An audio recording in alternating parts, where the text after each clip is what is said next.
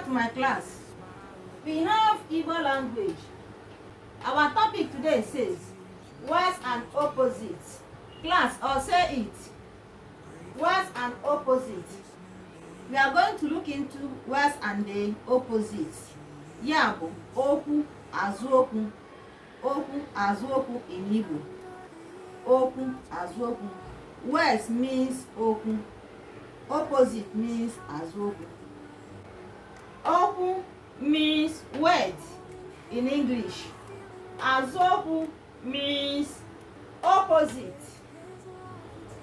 So we are going to look into words and the opposite. Okwu Azu Okwu. Let's start.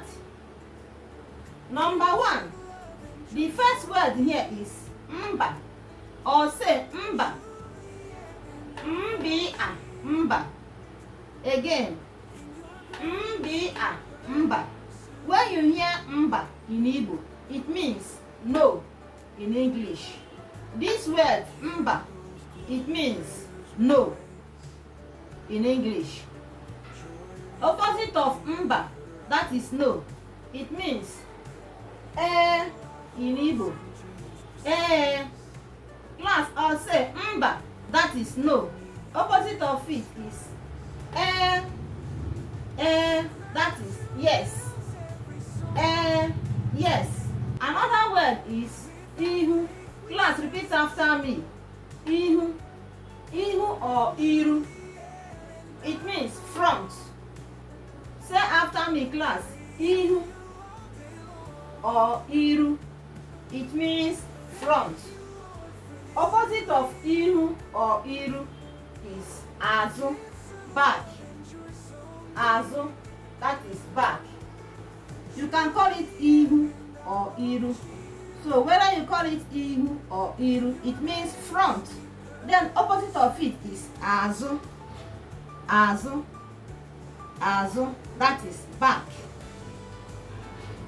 The third one is mbo. Another one is mbo. Mbi mbo. Class, or say it. Mbi mbo. Mbi o mbo. Mbi o mbo.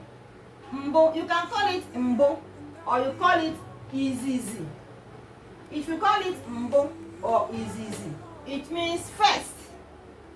First. Then opposite of it is ikpeazụ, that is last. Ikpeazụ or ikpeazụ, last. Ikpeazụ, last.